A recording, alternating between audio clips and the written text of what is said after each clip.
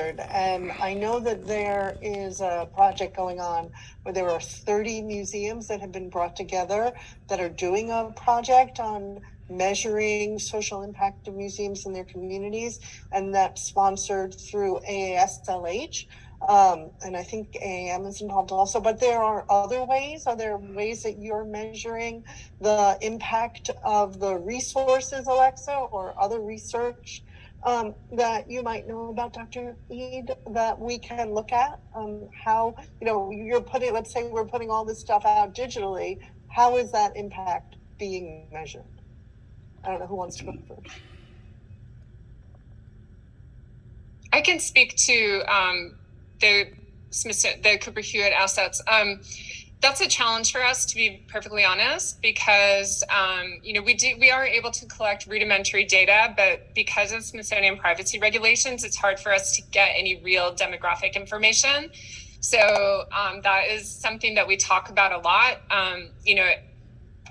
We do monitor users and page views and all of that, but in terms of meaningful information, so that's another reason why it's so important that we do these kind of collaborative efforts, like bringing that content into a professional development workshop where there is an opportunity for like real actual user feedback.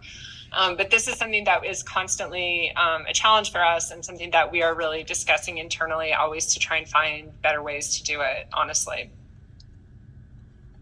Yes, I agree with Alexa. It's not easy to measure social value, and it's accumulative work. You cannot do one exhibition and after the end of the exhibition, you can say this is the social value that has brought to the community. So it's not easy work, but there are ways of getting it done. So some of the things that you can do is just more getting to know the experiences and personal stories when people come to the museum, and how that transformed their way of thinking, how it transformed how they approach specific issues. And also, maybe if you're doing something, you can quantitative work as well. So if you're doing something around social justice, you can help with a drive to help people to vote, for example, register to vote, and you can use that as a way to measure social value created in the community. That the museum helped 200 people through this work to register to vote. Another way to express social value. So it depends on the project, it depends on the work you're doing, and if you're intentional, I think you can find creative way to approach it. But again, it's not easy work, so I recognize that the challenge. Thank you both. Thank you both so much. And I want to address like two things that have come up in our questions, which is, thinking about democracy in museums. And so like, this is a very hot topic right now, not just among professionals, but also among folks who are avid visitors, or even folks who are thinking about what their role is in museums, even as occasional visitors, or not even really that often. And so when we think about democracy in museums, we do recognize that curation is often like that first thing that people think of when they think about museum spaces. And it's typically a very closed off field. And so when we are doing partnerships with community organizations or with historically underrepresented groups in museum spaces, how are we making sure that those partnerships and collaborations are done in a way that is not in that present moment, but is something that is continuous, as well as thinking about the security of the individuals involved, as well as like thinking a little bit more long term. So I would love to hear from both of you if you have any thoughts around, what is the long-term plan for community collaboration in museums, and thinking about democracy not just being this bastion of information and knowledge, but also acknowledging the fact that we can learn from those outside of the white walls, so to speak. I can share some thoughts here. I think it's important that museums recognize that they don't have to do all the work. and they just provide a space for the community. Is to just provide safe space, invite people, invite community, invite organizations to work with you, and let them lead. Again, we have tendency to feel like we're the experts, we know everything, and we do the research, and we draft the interpretation, and we tell people what they should know and should not know, maybe by omitting some of the information. And I think that needs to be changed. It's just to let people share, let people think, and the museum be just a space for the community. I think that makes the museum safer, more welcoming, and also provide a platform where all ideas are welcome, and use that as a way for transformation and helping the community improve and get better. That's so important, Haitham. Yeah, thank you. I will speak, from a very limited perspective, but just in terms of, thinking about if you're screening interns, what are you screening for, and by implication, what are you screening against? And that's a conversation we have a lot in education at Cooper Hewitt, and we're trying really hard to not fall into, perhaps established patterns of outreach for internships and so on. And I will say that Smithsonian also is working really hard. I was on screening grants recently for a summer intern program at Smithsonian, and they really worked hard to shape our expectations of being aware of, is somebody first generation college student, is somebody, how can you understand their application in a more holistic way, so that you can see what they bring to it outside of they went to an Ivy League university. Similarly, where are we posting jobs? If we're just posting them to Cooper Hewitt website and to NYFA, that's screening a lot of people out. So, we need to work on that. In education, there's been some really interesting research done recently. We talk a lot, and we're very serious about expanding our audience beyond the kind of Upper East Side neighborhood audience, which is a core audience of ours, and one that we have grown up with, and it's essential to us. But we want to reach broader audiences. But then from there, how is that it's not just about how can we bring you to Cooper Hewitt?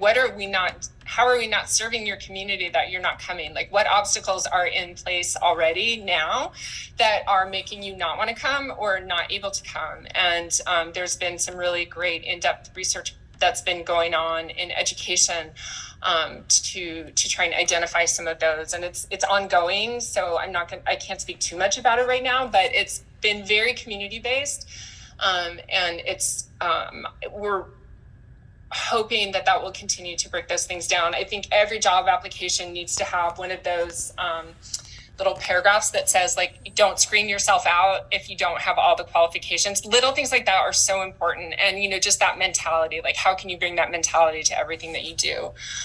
Because it's I think the established structures and patterns and pathways really need to be resisted. So absolutely. Sorry, go ahead, Erica. No. I was just going to thank you for sharing that work is expanding from this central location.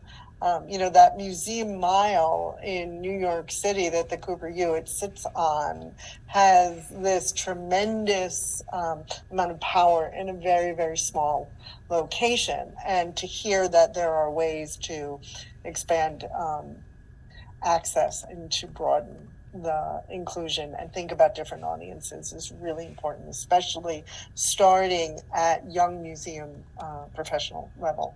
And that both of you are working in that area is really important.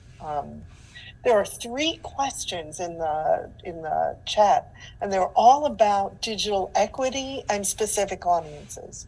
The first audience that was called out is Asian communities.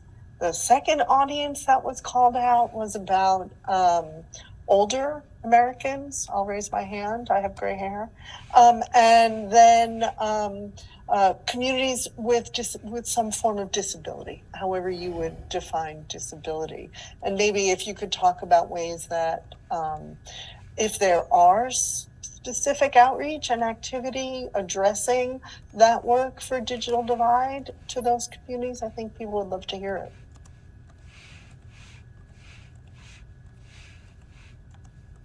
Well, go ahead, Alex. Yeah, I'm sorry. Go ahead. No, please go ahead. Well, I just wanted to mention that in one by one, the work we're doing, we're focusing on racial inequity in Museum Digital, and we specifically focus on the African American experience, and that for many reasons. First, we're an HBCU, and it's connected again to the mission, and also because we're very limited in the scope of the work we can do in one research project. We recognize that inequity exists beyond racial boundaries, as mentioned in older populations, LGBTQ, and many other diverse issues. So. But again, there are many discussions out there in the field. I know that people are doing amazing work to think about how museums can be inclusive. And maybe Alexa can share some, the work that being done at Cooper Hewitt. But yes, we recognize that it's not just racial inequity, and extends beyond that.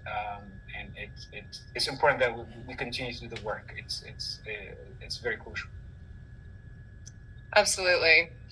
I'll just add to that. We do have at Cooper Hewitt a manager of accessibility who works across all teams to ensure that our texts are accessible, that they are part of the interpretation process that develops exhibitions. They're really core and integral to all of the assets, all of the factors that go into public facing work at the museum. They also are organizing visual description tours. We did some of those last summer as well.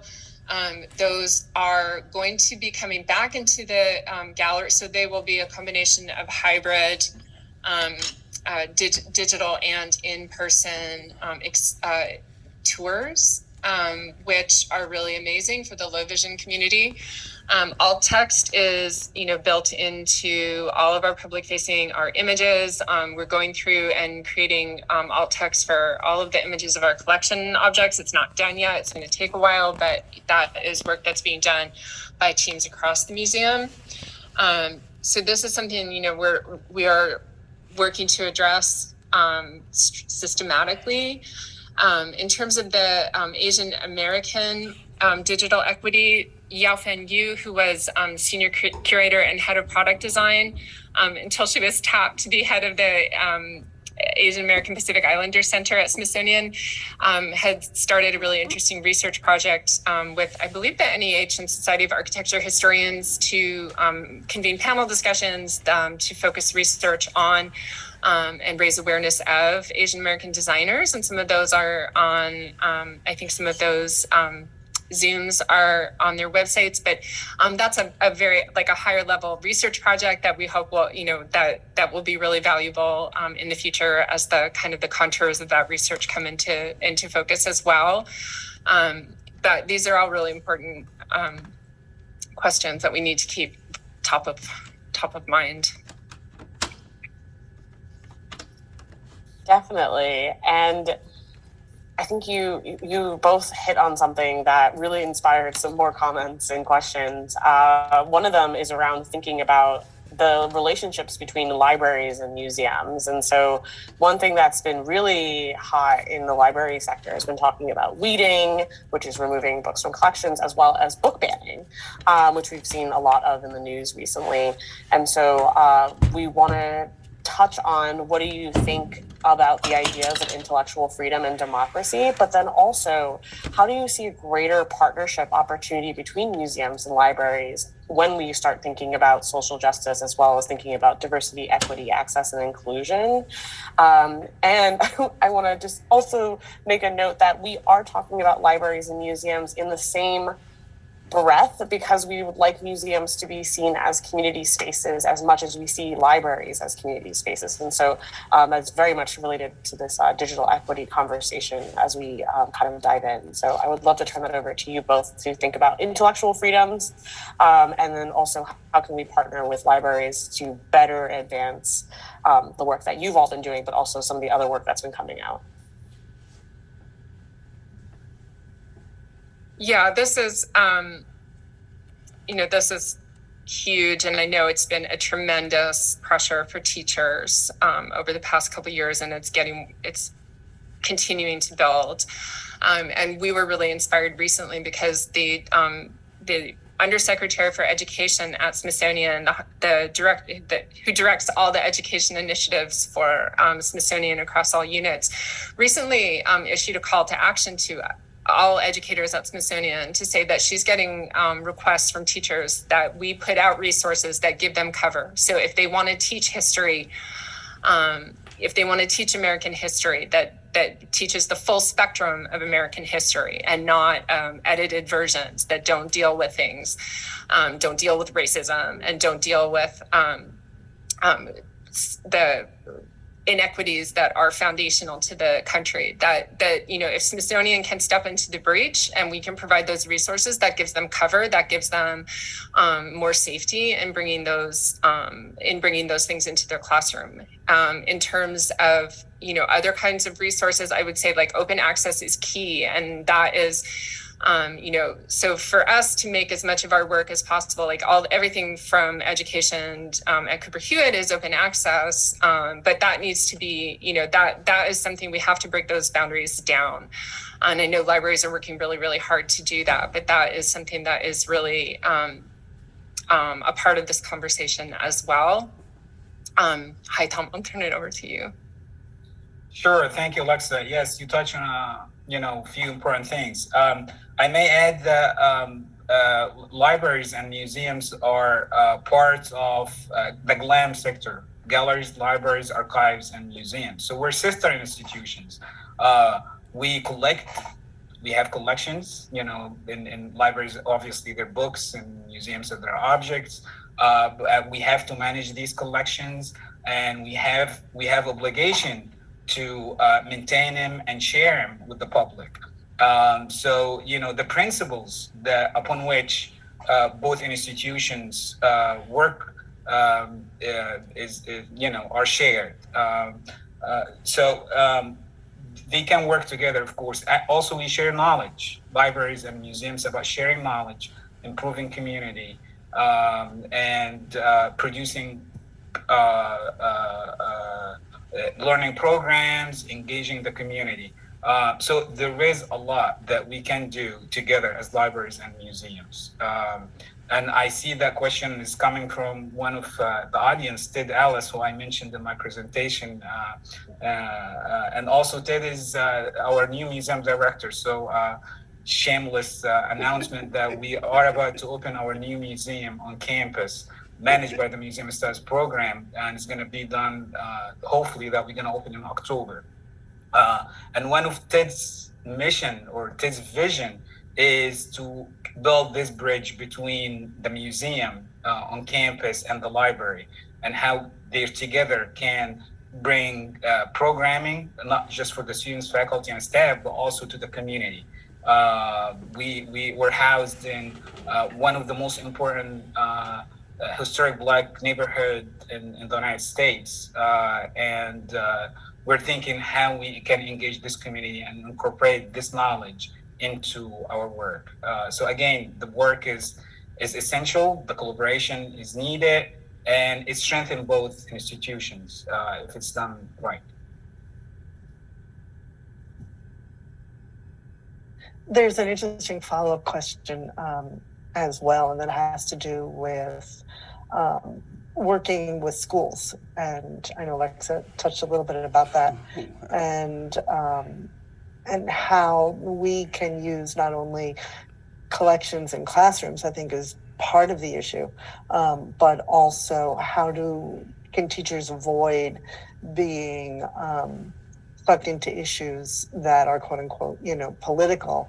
And I know that Humanities New York have these great toolkits for their community conversations programs that focus on, let's stay with the text, let's talk about an object, let's talk about what we can see and what we can know and what we can learn, and staying grounded in these humanities-based conversations by staying grounded in objects and texts, really promote discussions and help keep discussions focused. I didn't know if you had any experience with that, Alexa, with developing these materials.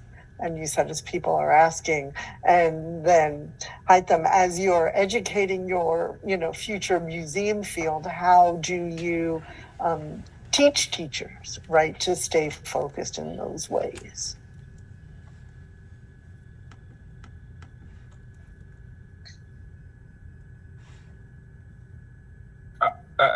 Should I go Yeah. first, Alexa? Yeah, go ahead. Yes, please. Okay. Yeah.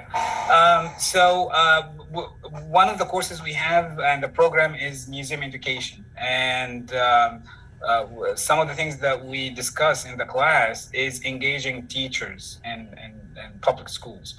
We know now that unfortunately teaching is focused around exams and getting ready for the exam all the time, standard exams. And that makes teachers overwhelmed and the students overwhelmed.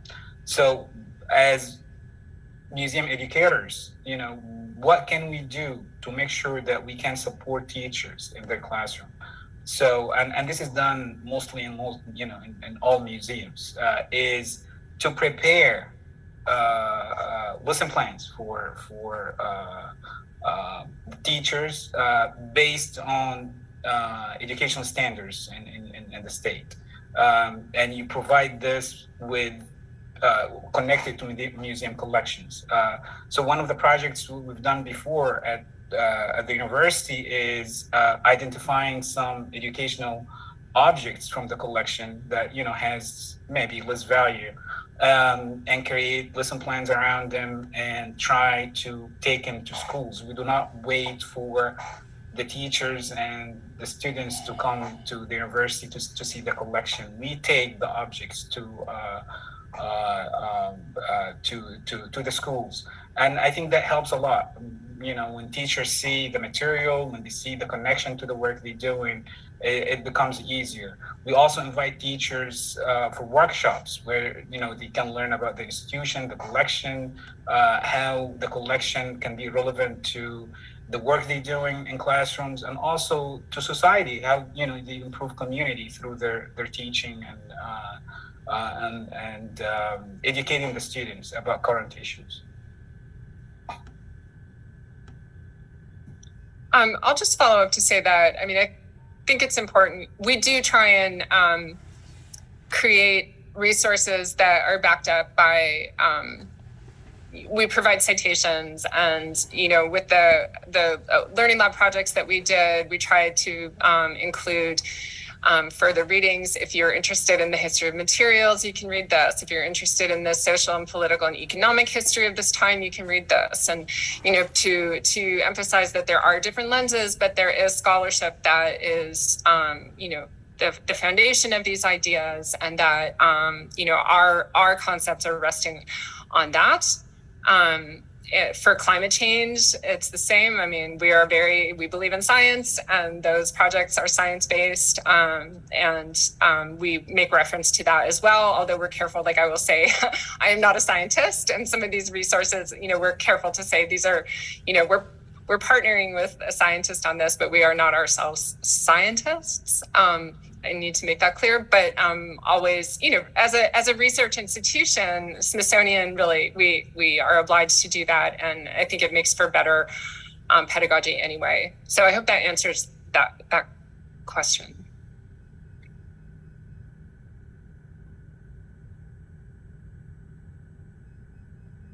Yes, and that was really succinct to answer. There's definitely interest about hearing more about accessible and inclusive hiring practices. I know you both touched on some ways that you're looking into this, especially Alexa. Folks are interested in hearing more about models that you're excited about, that you're maybe following, any public programs that you're excited about around this work. And then a kind of follow-up question that might be a little bit fun to kind of think about as we kind of wrap things up is there anything particularly joyful that you're excited about that's happening in the GLAM sector or across the arts and culture field that has you excited?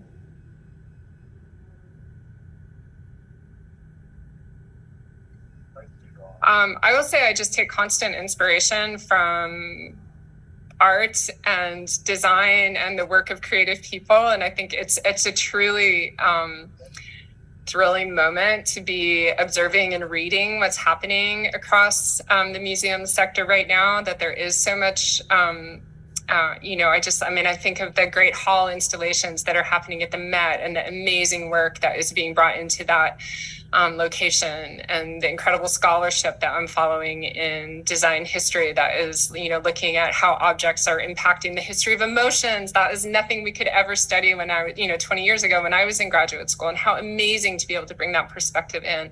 So I'm just constantly inspired. So I'm I will tell you that on any given day, even on a bad day. So I just feel really honored to work in this space and to continue to work with my team and try and listen and keep opening our resources and experiences to meet these moments. I guess. Yes, thank you, Alexa. There are, you're talking about hiring practices. I think this is one of the major problems that we have in the field, because we continue, unfortunately, to tap onto the same resources, same people, same organization that we reach out to when we want to hire people, and that exclude a huge population. And Alexa mentioned that in one of her answers, that museums need to reach out to diverse groups, diverse communities, work with HBCUs. And we've been working with a lot of museums to help them find talent. Unfortunately, it's still a lot of work that needs to be done in this space. Minority candidates work part-time and they get paid less, and although it gives great start sometimes, and they're excited that they put their foot on the door, but still the inequity is it's incredible, and I hope that museums, especially large and medium-sized museums, to take this more seriously, not just to look good, not just to, when people come to the museum, see diverse staff, but when you look at, who's full-time, who's part-time, who's getting how much, you know immediately there is still inequity, even though the look of the museum may be better, than 3-4 years ago. So I recognize the work. I recognize that people are, trying to get better and improve, but we still have more work to do. Something else that I would like to share, that when it comes to innovation around working with the community and the impact, the social value in the community, I find that the small size museum are doing amazing work. Their work is grounded in the community. They're more connected, and they easily can get engagement, although they can probably not in the best financial situation, limited staff, digital, is not the strongest part of the museum work, but still they do amazing work, and they tell narratives that you cannot see in larger museums. So I recognize this work, and that's what inspires me. If something inspires me, is the small museums. When I go and and see the work they do and how they can engage the community and the stories they tell, it's quite impressive. Well, thank you both for these amazing presentations and the great conversation. This last hour and a half went, oh my God, so fast. I am so grateful for your generosity and how the conversation just went on. I'm grateful for everyone who stayed with us. And we know that there are questions that we left in the Q&A. We're sorry we can't get to everything, but if you're interested, the recording of this is available to Museum Association of New York members and Museum U members in about a week or so. You can check the website resources sections. And please go have a safe weekend. Stay well, everyone. And hopefully we'll see you next month. Thank you all so much. Thank you. It was a pleasure. All right. Bye-bye. Thank you. Recording stopped.